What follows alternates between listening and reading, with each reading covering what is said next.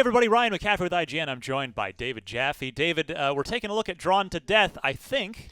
Yes, this is the opening of Drawn to Death. Drawn to Death is basically set in this high school kid's notebook. It's all of his doodles and drawings and creations come to life. And at the core, it's a competitive multiplayer online shooter. All of these characters, like, again, on the surface, I mean, it is all about, a lot of skill-based gameplay.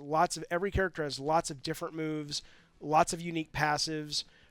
Alan, for example, is the only character that can auto-heal. He can turn invisible.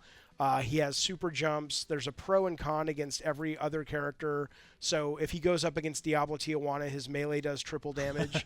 Cyborgula, though, can see through his invisibility. So what we really wanted to do was build a multiplayer game that really rewarded engaging more than just sort of shooting, but we look at it like a brawler shooter where it's really learning about the characters you're up against and learning how to get the most of your character.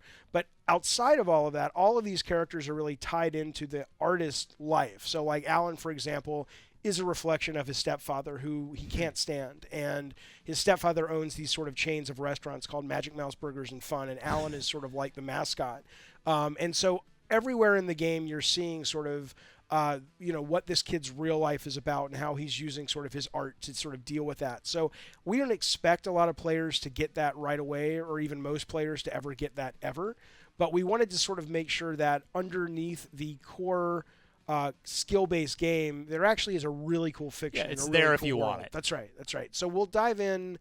We will pick. Monty is here with us from Bartlett Jones. He's going to play. Why don't you pick?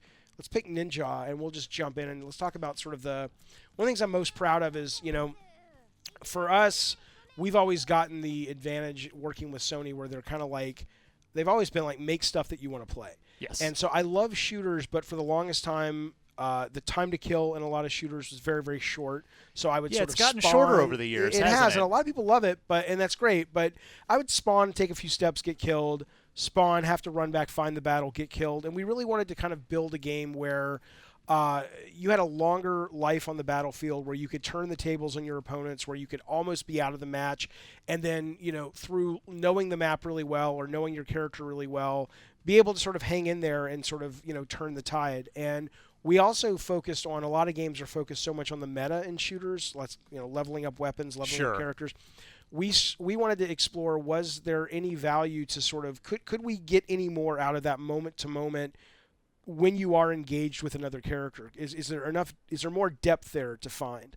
And so that's why we have all the characters play totally unique, all of the weapons themselves. There's lots of different, alternate fires and different functionality for the weapons. There's just lots of places to go and lots of things to learn, to master the game. So right now Monty's playing, and again, there's a very juvenile aspect to the game. Underneath that, there's also a great deal of, heart to it. But the first thing I think people will come across is sort of the, intentionally juvenile tone. I mean, he's running around right now with our JRPG, which is basically a rocket launcher that fires cartridges. Oh, I love that. As you can see. And if you kill people with them, it leaves behind little 8-bit hearts and things. But he also is running around with the devil monkey. And she basically, when she eats a banana, she can poop out little poop balls. And she throws them, and they do a little bit of damage. But if she charges up all of her ammo that she's carrying, she gets like a mega poop, and that poop will be one of 5 or 6 different things. And so it's a big risk-reward system that sort of the tone of it aside, it's a really good risk-reward of like, you don't know what's coming out. This monkey could poop out a bomb and do like 50 points of damage, or you could get this homing fire attack, which does huge damage, and in that case killed somebody right away. Nice. So again, all of the weapons have a lot of places to go. All of the characters, like this is Shark Girl, she's the only character with a grapple. She can grapple into characters.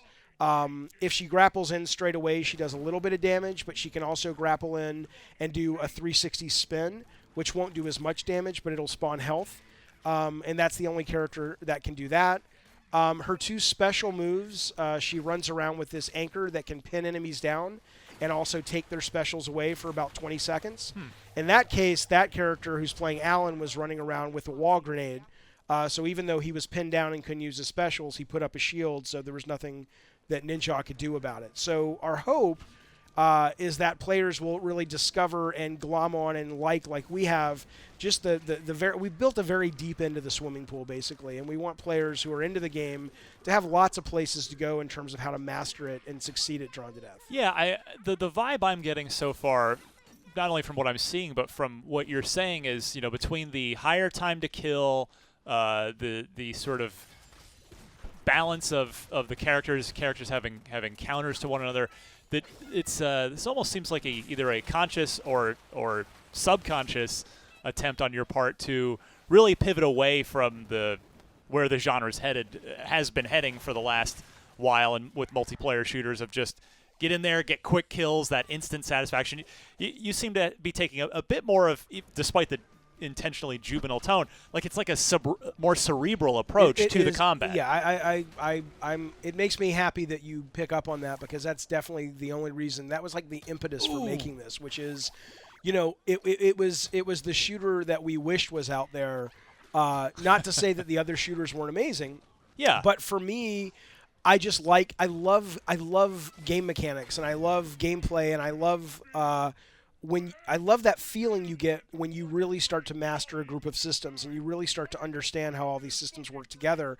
And yeah, I was finding that a lot of shooters, as wonderful as they are, were really rewarding me more for my metagame and sort of leveling up my character, my weapons, and not so much about really enhancing that moment-to-moment experience when you're on the battlefield. So, it's a risk. I mean, every game you make's a risk, but it's a risk in that I don't know if other players who like shooters like we do are looking for that same thing. But for us, it was something we wanted to play, and we're thrilled we got a chance to make it, and we'll see what happens.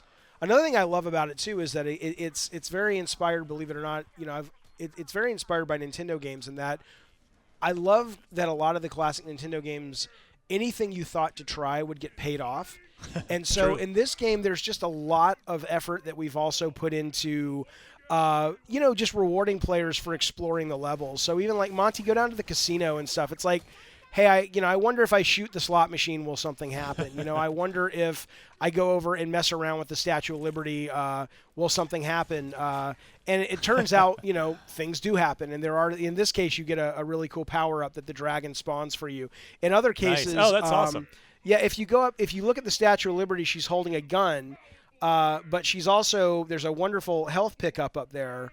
And if you actually end up seeing somebody going up to get the health pickup, you can shoot the trigger of the Statue of Liberty, and it ends up doing an instant kill. So the game's just filled with all sorts of I like that. payoffs to, I wonder what happens if I try this. So, we got to scratch that itch of always wanting to sort of, pay back our respects to Nintendo for sort of really making games that did that. Yeah. It's like, wow, it's really cool when a game does that. But at the heart, though, outside of the fiction, which there's a great deal of IP building and world building in fiction, and outside of sort of the really cool levels and story and stuff, it really is about creating just a really meaty, mechanics-rich experience. In this case, what is that? So this is the artist who's able to be drawn in to the game, and there are basically 3 moves for launch day that the hand can do. One of them is like he makes a gun like you just saw there with his finger, and you can ride around on the hand and steer it, but you can only call that weapon in once per match. And depending on what you need at any time, and depending on what game mode you're playing,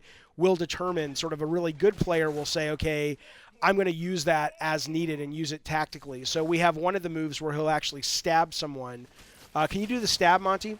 So in this case, if you're playing a points-heavy mode and you actually are able to get someone in it, it doesn't just kill them, but it takes 2 points away from them. So if in this mode they're playing, which is core deathmatch, we also wanted to make defense gameplay a core aspect. So it's not just kills. Every time you die, you lose a point. Okay. And so you have to play defensively as well. And so a lot of times in this mode, you'll want to use the hand move where you stab, because if someone's at 4, that's a great way to bring them back down to 2 and take them out of the lead position. I like so that. there's just I couldn't, I don't know. It's a hard game in some ways to talk about. We've been doing press for the game recently, and you'd think it's like, Jaffe, you've been doing press on games for 20 years. What's the big deal? But there's so much that we've been allowed to build into the mechanics of the game that it's almost overwhelming to to be on the listening end of this. It's like, Jesus, it's like it goes and goes and goes and goes. And so for me, the biggest goal is to communicate for players who are looking for sort of a more, like you said, cerebral, mentally engaging shooter. I think this might scratch that edge.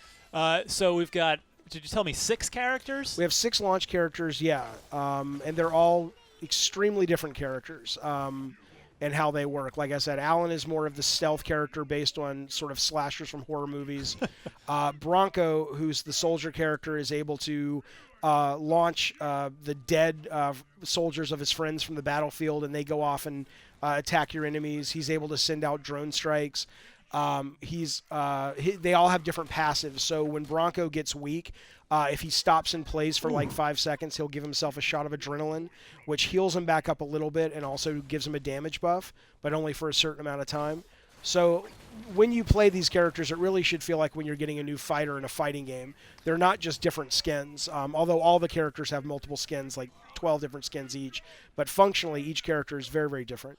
And I assume they each have their own weapon set as well? They have. So the way it works is they have their own specials, their own passives that come built into the character. But then we also have in-game pickup systems as well, where players are able to put whatever they want into the pickup slots. Okay. So for me, I might put like the devil monkey that you've seen, in the casino, but you might like the sniper rifle.